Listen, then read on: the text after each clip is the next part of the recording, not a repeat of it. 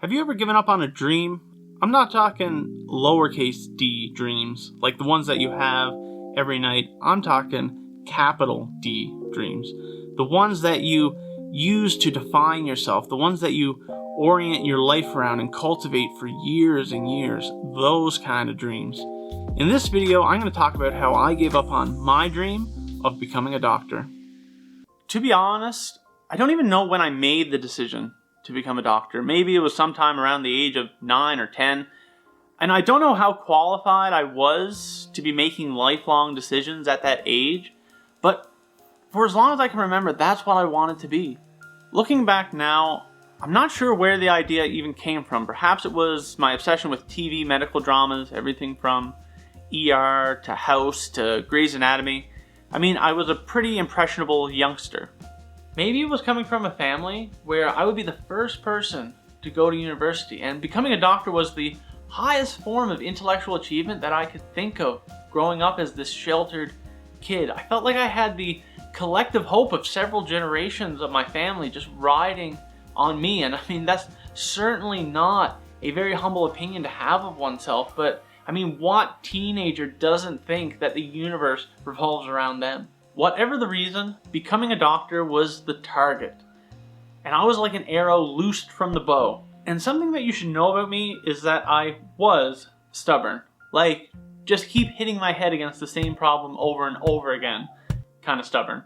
I never once entertained the thought of changing my mind or seriously considering another option. I didn't even bother to verify if this was the dream for me. I didn't ask anyone what it was actually like to be a doctor. I thought I knew. I mean, come on, I had literally watched every episode of House, many of them several times. I knew what being a doctor was all about, right? I mean, TV provides nothing but accurate depictions of real life. To give you an idea of just how out of touch I was with the norms of medical school culture, I showed up to my admissions interview in jeans and a t-shirt. I was sitting there waiting for my turn next to all these other people in fancy suits and dresses. I mean, I looked like some kid who had just gotten lost in the hospital and couldn't find his family. Not someone who was seriously trying to get into medical school. Then I think the worst possible thing that could have happened, happened. I got accepted. They say you should be careful what you wish for, and now my dream was on a crash course with reality, and I was not prepared for it at all. That 1 year of medical school was the most tumultuous and miserable of my life. I became more and more unhappy and unsure of myself, and unsure of what I wanted as the time went on.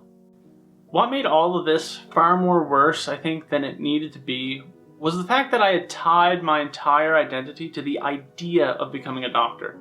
If I didn't do it, if I didn't follow through, who was I? Who was I going to become? There was also a lot of perceived pressure from my family. I felt like they had expectations for what I was supposed to be doing with my life. This led to feeling like I was not only letting myself down, but I was letting everyone else down as well.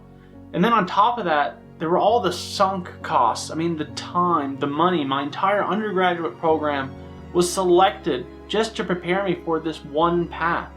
In a word, I felt trapped. My life had become this roller coaster ride that I didn't know how to get off of.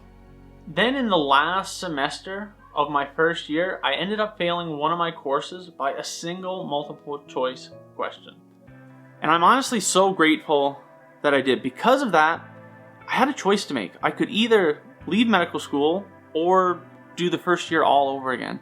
If I had passed, then the momentum would have just carried me forward. There would have been no fork in the road. I don't think I would have had the courage to leave and give up on what I thought was my dream without that catalyst. I mean, being faced with the idea of having to start all over, I just didn't have it in me to pursue my dream anymore, because that's all it was, a dream. One that I wasn't even sure belonged to me anymore. It was something that possessed me, not something that I possessed. And it's been over 10 years now since I decided to leave medical school, and not once have I regretted the path I took. I learned the hard and the expensive way what dreams can cost. I wish I'd spent more time questioning my dream. I wish someone had told me that they don't have to be these fixed, permanent things, that they're not sacred, that we can and should take them down from the pedestals that we put them on and review them from time to time. Is this something that I actually want? Do I want it for the right reasons? And for the love of all that is good in this world, do I actually know what it is I'm signing up for? Sometimes the best thing to do is to just let go of a dream, especially if the only reasons you're doing it is because you think it's who you should be, or you're doing it to live up to the expectations of other people, or you're worried about giving up after everything you've already put into it. After all, what is it you plan to do with your one wild and precious life? Whatever it is, it shouldn't be wasted on the dreams that have turned into your nightmares. Thanks everyone for watching. Let me know what you think of this video down in the comments below. If you like this style of reflection on my past experiences and what I learned from it, let me know if you had a dream that you had to give up on as well. And I'll see you all next time.